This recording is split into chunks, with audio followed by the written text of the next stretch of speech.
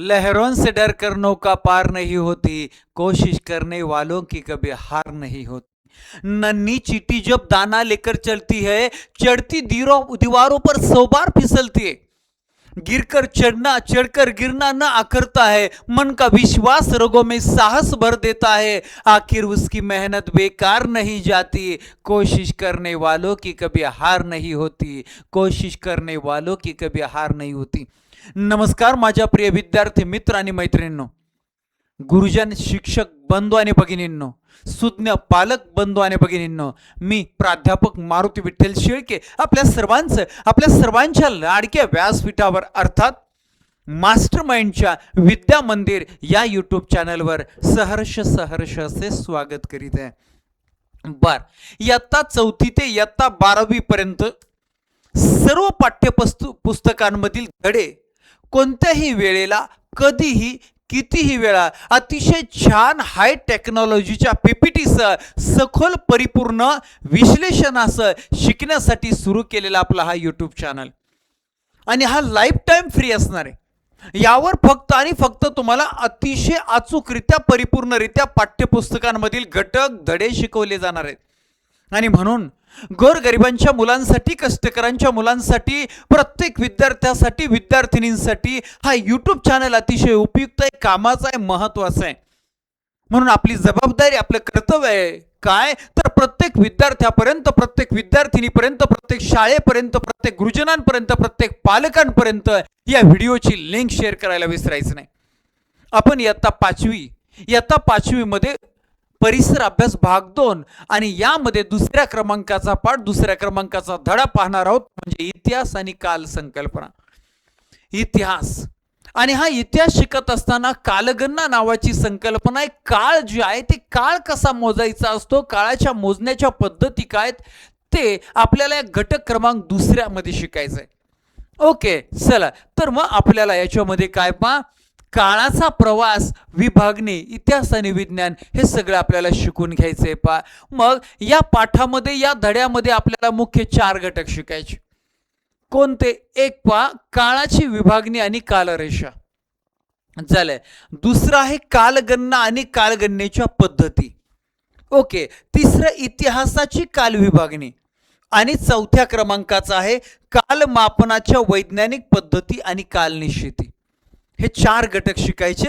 चला तर सुरुवात करूया। अतिशय सोपा, अतिशय छोटासा घटक आहे, पण मस्त आहे। काही कन्सेप्ट आपल्या इथं क्लिअर होणार आहे पहा। काळ समजावून घेण्याच्या वेगवेगळ्या पद्धती असतात। काळ अखंड असतो। काळ अखंड म्हणजे काय, तो रेग्युलर चालू असतो, त्याच्यात असा भाग नसतो की इथं दिवस आणि इथं रात्र। तो चाललेला आहे, नॉन स्टॉप चाललेला आहे। पण आपल्या सोयीसाठी आपण त्याचे विभाजन करतो, त्याचे भाग पाडतो। विभाजन म्हणजे भाग पाडतो, त्याचं वर्गीकरण करतो। काळाचे विभाजन आपण कोणत्या उद्देशानं आणि कोणत्या पद्धतीनं करतो यावर काळ समजावून घेण्याच्या पद्धती अवलंबून असतात। उदाहरणार्थ पहा, सूर्योदय झाला म्हणजे सूर्य उगवला की आपण काय म्हणतो, दिवस उजाडला, सकाळ झाली, बरोबर आहे की नाही। आणि सूर्यास्त झाला की आपण काय म्हणतो, दिवस मावळला, संध्याकाळ झाली। दिवस मावळून संध्याकाळ झाली की थोड्याच वेळात अंधार पडून रात्र होते। म्हणजे आपण काळाचे विभाजन दिवस आणि रात्र या 2 घटकांमध्ये केले, असा त्याचा अर्थ होतो, बरोबर आहे की नाही। तर आपली पृथ्वी एका ठराविक गतीने स्वतःच्या आसाभोवती फिरते, ही आपली पृथ्वी। आणि या पृथ्वीची ही जी पांढरी रेषा दिसती, तो या पृथ्वीचा आस आहे, किंवा त्यालाच अक्ष असंही म्हणतात, अक्ष। आणि ही पृथ्वी स्वतः भोवती, पहा इथं बाण दाखवलाय, अशी पश्चिमेकडून पूर्वेकडे फिरते स्वतः भोवती। या गतीला आपण परिवलन गती म्हणतो, परिवलन गती। ही स्वतःच्या आसाभोवती फिरते म्हणून तिला अक्षीय गती असेही म्हणतात। अक्षीयाभोवती फिरते, अक्षीय गती। आणि या गतीमुळे दिनची निर्मिती होती, म्हणून या गतीला दैनिक गती असेही म्हणतात। मग आता पहा, समजा या ठिकाणी सूर्य आहे, इकडं सूर्य आहे असं आपण मानलं, या बाजूला इकडं सूर्य आहे पहा, या बाजूला असं आपण मानलं, तर होतंय काय पा, एवढ्या अर्ध्या भागामध्ये उजेड आहे, अर्ध्या भागामध्ये इथं दिवस आहे, त्याच्या ऑपोजिट बाजूला बघा, त्याच्या इकडच्या बाजूला अंधार असणार आहे, इथं रात्र असणार आहे. आले की नाही? म्हणजे पृथ्वी स्वतः भोवती फिरते, म्हणजे परिवलन कळते. या परिवलनामुळे काय होतं, अर्धा भाग सूर्याच्या बाजूने असतो, तिकडे दिवस असतो, अर्धा भाग सूर्याच्या उलट बाजूने, तिकडे अंधार असतो, म्हणजे रात्र असते. ही कन्सेप्ट तुम्हाला क्लिअर करायला पाहिजे. ओके, आपली पृथ्वी एका ठराविक गतीने स्वतःच्या आसाभोवती फिरते, तसेच ती सूर्याभोवती फिरते. सूर्याभोवती फिरण्याच्या गतीला परिभ्रमण म्हणतात. ही सूर्याभोवती फिरत असताना अँटी क्लॉकवाईज म्हणजे घड्याळाच्या काट्याच्या विरुद्ध दिशेने फिरत असते आणि सूर्याच्या त्या विशिष्ट कक्षेतून फिरते. म्हणून परिभ्रमण गतीलाच कक्षीय गती असे म्हणतात आणि या गतीमुळे वर्षाची निर्मिती होते, म्हणून त्याला वार्षिक गती असे म्हणतात. पुढे, सूर्य हा स्वयंप्रकाशित आहे. सूर्याला स्वतःचा प्रकाश म्हणून त्याला स्वयंप्रकाशित म्हणतात. पृथ्वीला स्वतःचा प्रकाश नाही म्हणून पृथ्वी परप्रकाशी आहे. बरोबर, सूर्यकिरणांपासून सतत प्रकाश मिळतो, सूर्याच्या सूर्यकिरणांपासून सतत प्रकाश मिळतो. तरी आपल्याला मात्र फक्त दिवसा प्रकाश मिळतो, रात्री अंधार. असे कसे घडते? एकही सांगितलं, इकडे दिवस आहे, इकडे प्रकाश मिळतो म्हणून दिवस आहे, इकडे अंधार आहे, प्रकाश मिळत नाही, रात्र आहे. पृथ्वी स्वतःच्या आसाभोवती फिरत असताना तिचा जो पृष्ठभाग सूर्यासमोर येतो, बरोबर, तिथे उजेड होत जातो. जो भाग सूर्यासमोरून दूर जात राहतो तिथे अंधार होत जातो. पृथ्वी स्वतःच्या आसाभोवतीची एक प्रदक्षिणा, म्हणजे हा जो आस आहे, हा बघा इथं दिसतोय असा, हा जो आस आहे ती एक प्रदक्षिणा स्वतःभोवती, अशी एक प्रदक्षिणा पूर्ण करायला किती पृथ्वीला 24 तास लागतात. 24 तास लागतात. म्हणजे एकदम ॲक्युरेट सांगतो तुम्हाला, 23 तास 56 मिनिटे आणि 4 सेकंद. पण आपल्याला इतकं डिटेलमध्ये नसतं, 24 तास म्हणायचं. किती? 24 तासांचा अवधी लागतो. सुमारे 12 तासांचा दिवस, बरोबर आहे. अर्ध्या भागात 12 तास, इथं दिवसाचे 12 तास आणि इकडं 12 तासाची रात्र. काय तर सुमारे 12 तासांचा दिवस आणि 12 तासांची रात्र, असा हा अवधी म्हणजे काळ, वेळ, अशा एक प्रकारचा एक दिवस आणि एक रात्र मिळून होणाऱ्या काळालाही व्यापक अर्थाने दिवस असे म्हणतात. असा एक दिवस म्हणजे एक वार झालं. म्हणजे हे 12 तास, हे 12 तास, दिवस रात्र एकत्र केले, व्यापक दृष्टीने त्यालाच दिवस म्हणतात, व्यापक दृष्टीने त्यालाच वार म्हणतात. मग आज वार कोणता असं आपण म्हणतो ना, मग आज वार मंगळवार, आज वार बुधवार. मग मंगळवार म्हटलं की मंगळवारचा दिवस पण येतो आणि मंगळवारची रात्र पण येते, बरोबर आहे ना? हे दोन्ही मिळून मंगळवार असतं. ओके, सोमवार ते रविवार असा 7 वारांचा एक आठवडा.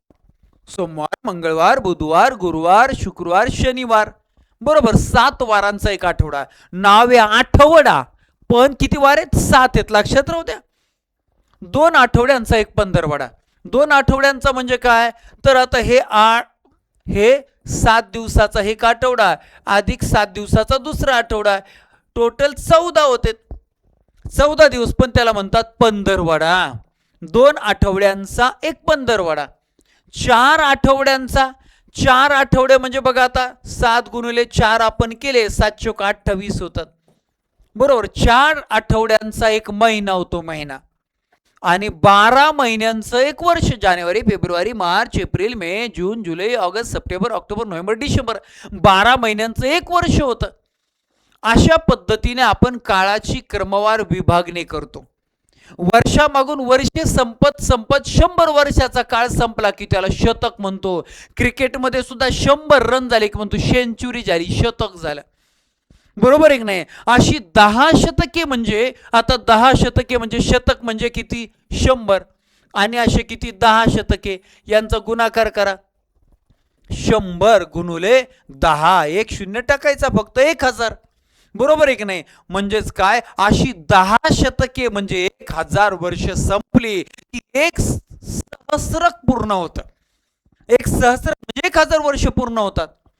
काळाच्या अशा विभागणीला एक रेखिक विभागणी म्हणतात. तुम्हाला येईल ना? एक काळाची एक रेखिक विभागणी म्हणजे काय तर दिवस 24 तासांचा एक दिवस, 7 दिवसाचा एक आठवडा, बरोबर, 2 आठवड्याचा एक पंधरवडा, 4 आठवड्याचा एक महिना किंवा 2 पंधरवड्याचा एक महिना, 12 महिन्यांचं एक वर्ष, 100 वर्ष एक 10 वर्षांचं एक दशक, 100 वर्षाचं शतक, 1000 वर्षाचं एक सहस्रक. ओके, आणि ही जी कालगणना याला एक रेखिक विभागणी असे म्हणतात. ओके, हे क्लिअर झालं. दिवस रात्र महिना वर्ष सगळं क्लिअर झालंय. मग इथं आपण पाहिलं काळाची नैसर्गिक विभागणी कशी होती. पृथ्वीचा स्वतःभोवती फिरते, पृथ्वी स्वतःभोवती फिरते म्हणजे पृथ्वीचं परिवलन. या परिवलनामुळे सूर्यप्रकाश आणि अंधार यांचे चक्र तयार होते. त्यातून काय लक्षात येतं, यातूनच दिवस रात्रीची निर्मिती होते, जो काळाचा पहिला नैसर्गिक एकक आहे. ओके, आता दुसरा मुद्दा पाहायचा आपल्याला, इसवी सणाचा काळ. आता इसवी सणाचा काळ एक रेखिक विभागणीत एका पाठोपाठ येणाऱ्या वर्षांची क्रमवार मांडणी केली जाते. इतिहासाच्या पुस्तकामध्ये एका पाठोपाठ घडलेल्या घटनांची साखळी अशाच एक रेखिक पद्धतीनं क्रमशः मांडलेली असते. त्यासाठी सर्वसाधारणपणे इसवी सणाचा उपयोग केला जातो. म्हणजे 2026ला किती, 2026ला माझा 15वा वाढदिवस एखादा म्हणाल, 2027ला 16वा वाढदिवस, 2028ला 17वा, हे झाले एक रेखिक मांडणी, बरोबर आहे की नाही. आणि मग आपण वापरतो ती दिनदर्शिका इसवी सणावर आधारलेली असते. इसवी सणावर, कशावर, इसवी सण म्हणजे काय, तर येशू ख्रिस्तांच्या स्मरणार्थ इसवी सणाची सुरुवात झाली. मराठीतील इसवी हा शब्द येशू या नावाशी संबंधित आहे.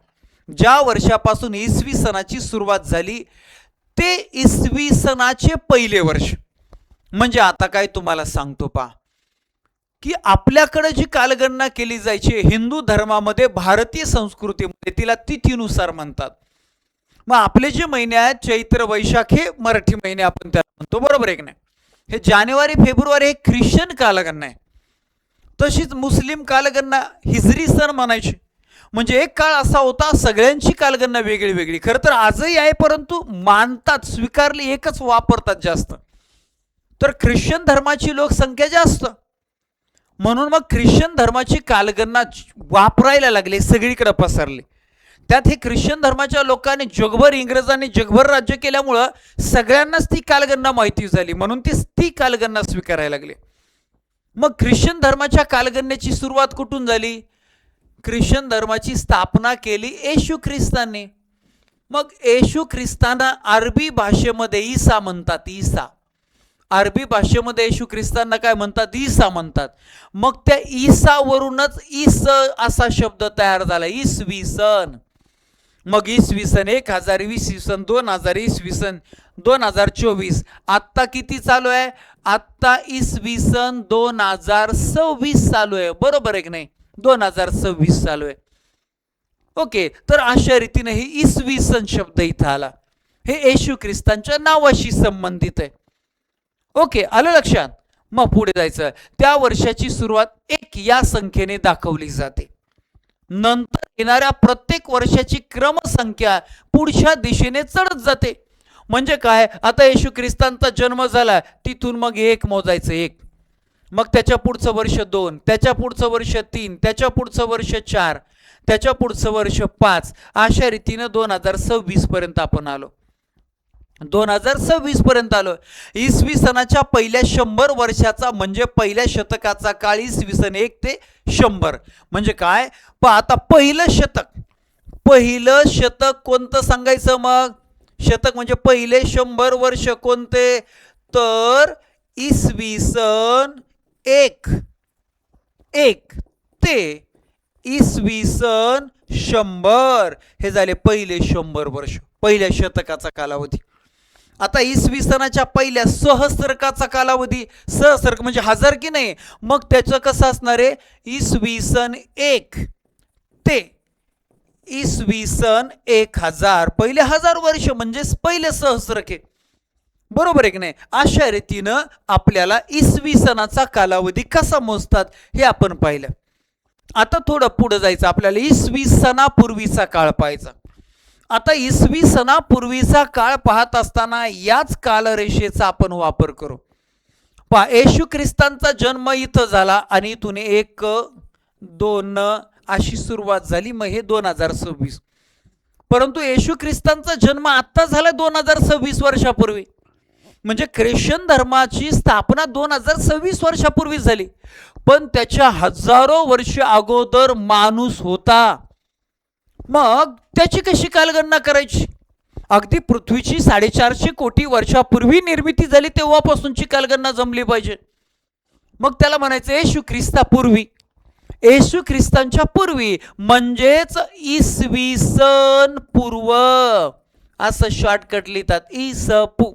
इसवी सनापूर्वीचा काळ म्हणजे इसवी सन पूर्व लिहितात. मग पहा, येशू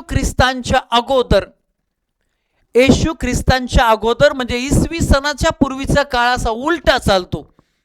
म्हणजे 3000 नंतर 2000 येतं, 2000 नंतर 1000 येतं, 0 पर्यंत मग 1 पर्यंत येतो. लक्षात राहू द्या. ओके, तर मग तुम्हाला उदाहरण म्हणून सांगतो पहा. वर्धमान महावीर यांचा जन्म जो आहे तो इसवी सन पूर्व 599 ला झाला. पहा, वर्धमान महावीर यांचा जन्म इसवी सन पूर्व 599 ला झाला.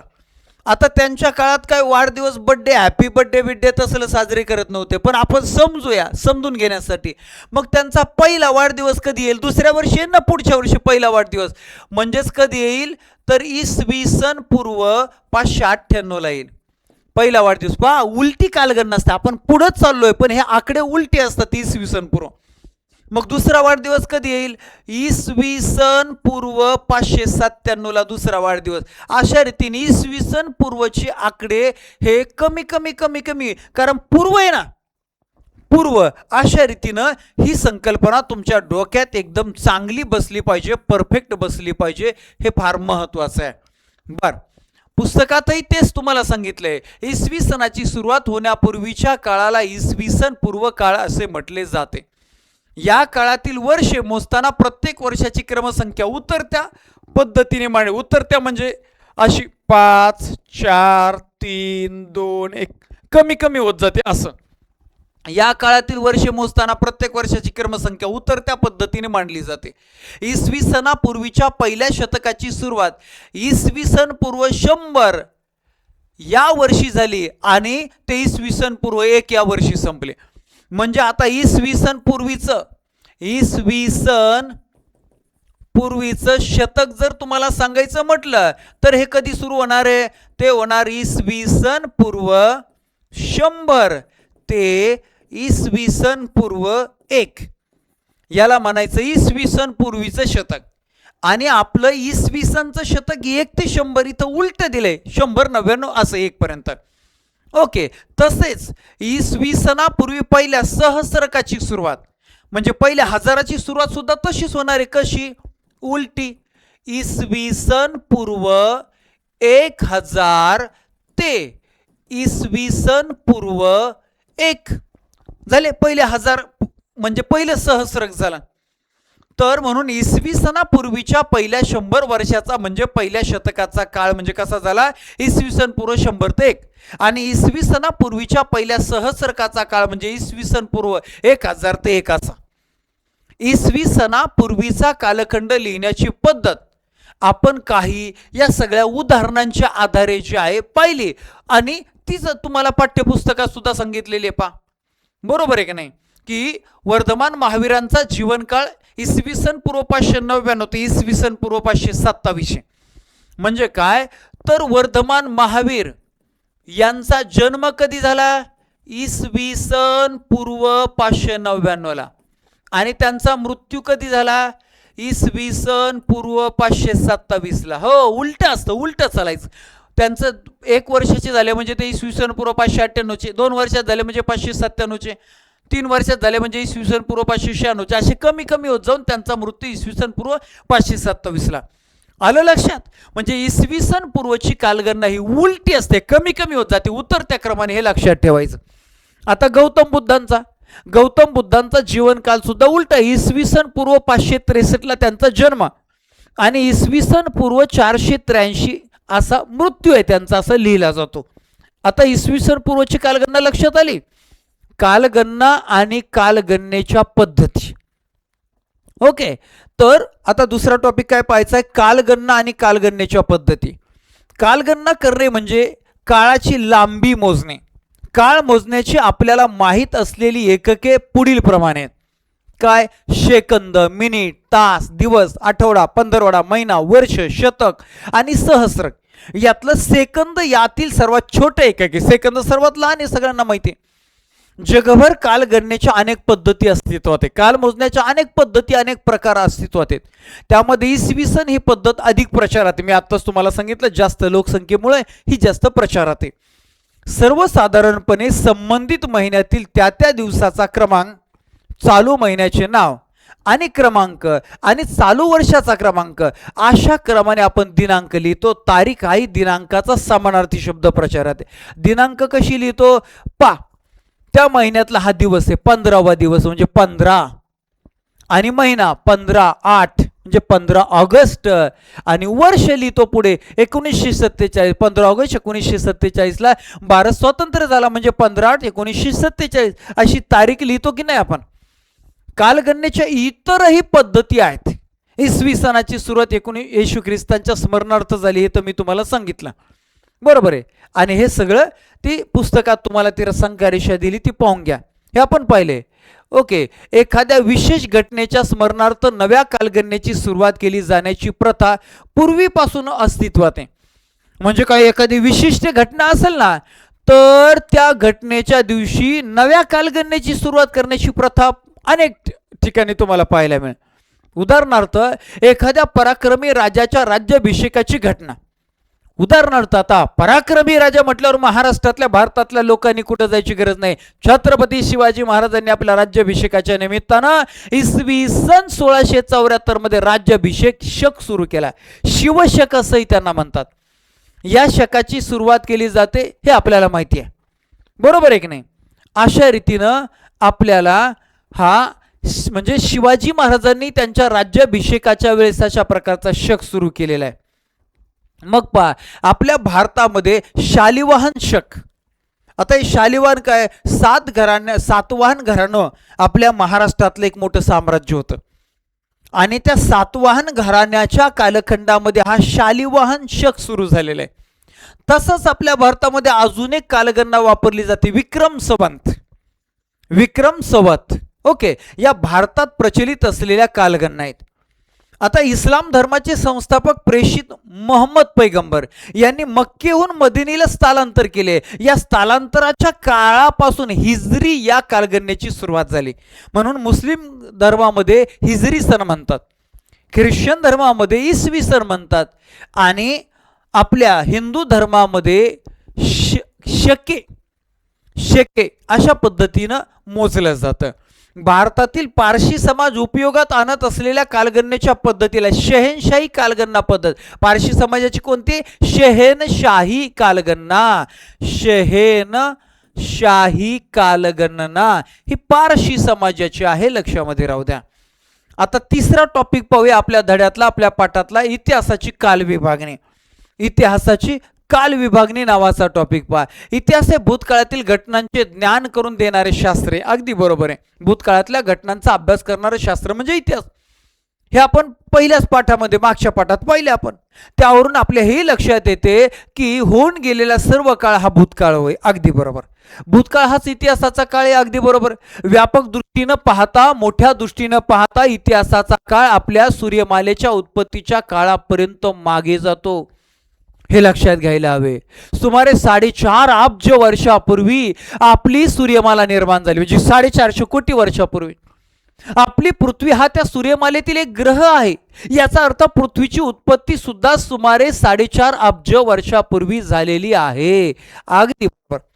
आणि मग पृथ्वीच्या उत्पत्तीपर्यंत मागे जाणारा 4.5 अब्ज वर्षांचा एवढा मोठा काळ एकदम समजावून घेणे सोपे नाही, अवघड आहे. म्हणून तो टप्प्याटप्प्याने समजावून घेणे आवश्यक असते, टप्प्याटप्प्याने. त्यासाठी इतिहासाच्या काळाची विभागणी केली जाते. त्यामध्ये प्रामुख्याने 2 टप्पे मांडलेले आहेत. 2 टप्पे कोणते? पहिला टप्पा आहे प्रागैतिहासिक काळ. प्रागैतिहासिक काळ आणि दुसरा आहे ऐतिहासिक काळ. मग प्रागैतिहासिक काळ म्हणजे काय? ज्या काळाचा इतिहास लिहिण्यासाठी लिखित पुरावा उपलब्ध नाही त्या काळाला प्रागैतिहासिक काळ असे म्हणतात. काय? लिखित पुरावे लिहिलेलं लिखित पुरावे नाही तर लिखित पुरावाच नाही. कारण त्यावेळेस भाषा नव्हती, मग लिहायला लिपी सुद्धा नव्हती. भाषा लिपीच नव्हती तर लिखित पुरावे सापडणार आहे का? नाही. आणि हा प्रागय हा शब्द प्राक नावाच्या शब्दापासून तयार झाला, धातूपासून, ज्याचा अर्थच होतो पूर्वीचा. म्हणजे माणसाचा सर्वात सुरुवातीचा अगोदरचा कालखंड आहे प्रागैतिहासिक कालखंड. माणूस असा एकदम बाकीच्या प्राण्यांसारखा रानटी जगला बघा. काय डेव्हलपमेंट नव्हती, काय नव्हती, त्याच्याकडे भाषा नव्हती, लिपी नव्हती, आणि मग त्याचे लिखित पुरावेच आढळत नाही. ज्या काळाचा इतिहास लिहिण्यासाठी लिखित पुरावे उपलब्ध होत नाही तो प्रागैतिहासिक. आणि आता दुसरा ऐतिहासिक काळ.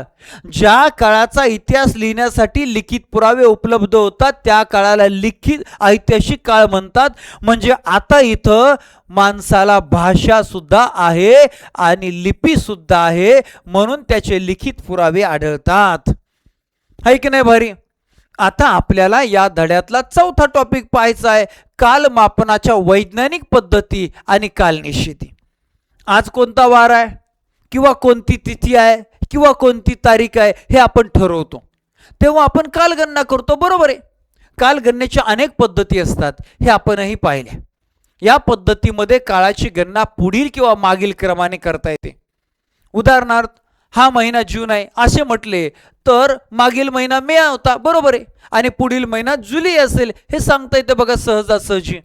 ओके, तर अशा रीतीनं आपल्याला एक कालगणनेबद्दलची, आज 10 तारीख आहे असेल असं आपण जर समजलं तर काल 9 तारीख होती, उद्या 11 तारीख असेल हे सांगता येते. म्हणजे कालगणनेच्या पद्धतीमध्ये आपण काळाची लांबी मोजतो.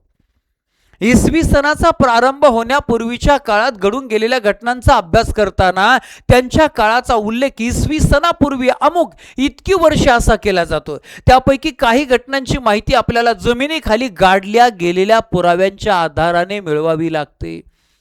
तो पुरावा बहुधा वस्तू किंवा वास्तू यांच्या अवशेषांच्या स्वरूपात असते.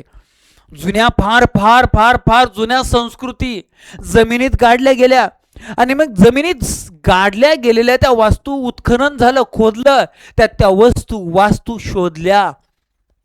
त्या अवशेषांच्या आधारे हजारो वर्षापूर्वीच्या घटनांची कालनिश्चिती करणे म्हणजे त्या किती वर्षापूर्वी होत्या वैज्ञानिक पद्धतीच्या आधारे ते शक्य होते. जमिनीखाली मातीचे एकावर एक असे अनेक थर साचलेले असतात. मातीच्या थरांचा आणि त्या थरात मिळालेल्या अवशेषांचा कालखंड अमुक तारखेपासून अमुक तारखेपर्यंत असा निश्चित स्वरूपाचा सांगता येत नाही. आजपासून अमुक इतक्या वर्षापूर्वी अशा पद्धतीनं त्या काळाची मोजणी करणे शक्य नसते. करणे शक्य असते, पॉसिबल असते, पण कसे पॉसिबल असते तर म्हणून अशा पद्धतीला कालमापनाच्या पद्धती येते. अशा प्रकारे कालमापन करण्यासाठी कर्ब 14 विश्लेषण, काय कर्ब 14 विश्लेषण नावाची एक पद्धत आहे, कर्ब 14 विश्लेषण, आणि दुसरे काष्ठवलयांचे विश्लेषण यासारख्या विविध वैज्ञानिक पद्धतींचा उपयोग केला जातो. कालमापनाच्या आधाराने अवशेष आणि त्या थरात ते सापडले ते मातीचे थर किती वर्षापूर्वीचे आहेत हे समजले की त्यांचा काळ ढोबळमानाने म्हणजे अंदाजे निश्चित करता येतो. उदाहरणार्थ, एखादे मातीचे भांडे 5000 वर्षापूर्वीचे आहे असा निष्कर्ष कालमापन पद्धतीच्या आधारे निघाला तर असे म्हणता येते की त्या भांड्याचा काळ इसवी सन पूर्व सुमारे 3000 वर्षापूर्वी 3000 वर्ष इतका आहे. 3000 वर्ष इतका आहे. पा त्या मातीच्या भांड्याचा किती सांगितला? 5000 वर्ष. 5000 वर्ष बरोबर. आणि मग इसवी सन पूर्व सुमारे 3000 कसं? आत्ता किती चालू आहे? सुमारे 2026 चालू आहे. म्हणजे हे 2000 बरोबर आणि याच्या अगोदर इसवी सन पूर्व 3000 बरोबर की नाही? म्हणजे एकूण झाले 5000. अशा रीतीनं त्याच्या आधारे ज्या संस्कृतीचे हे भांडे निगडित आहे त्या संस्कृतीचा काळ सुद्धा इसवी सन पूर्व 3000 वर्ष इतका आहे हे सांगता येतं. आता मी तुम्हाला ही पद्धत थोडी कर्ब चौदा पद्धत काय नीट सांगतो. हे झाड आहे, कुठली सजीव जिवंत असताना कर्ब चौदा घेते. जेव्हा त्याचा मृत्यू होतो, झाड असू द्या प्राणी असू द्या, मृत्यू झाल्यानंतर त्याच्या अवशेषातील त्याच्या शरीरातील कर्ब चौदा कमी कमी होत जातं आणि मग ते किती आहे हे यंत्रानं मोजलं जातं आणि ते शिल्लक राहिलेल्या कर्ब चौदावरून ते किती वर्षापूर्वीचं आहे, त्याचं वय काय आहे हे मोजता येतं. अशा प्रकारची ही कर्ब चौदा पद्धत विलार्ड लिबी या संशोधकांनी शास्त्रज्ञांनी शोधलेली आहे. म्हणून या पद्धतीला लिबी कर्ब चौदा पद्धत असंही म्हणतात. ओके, याच्यानंतर अजून एक पद्धत आहे पहा, काय काष्ट वलय कालमापन पद्धती.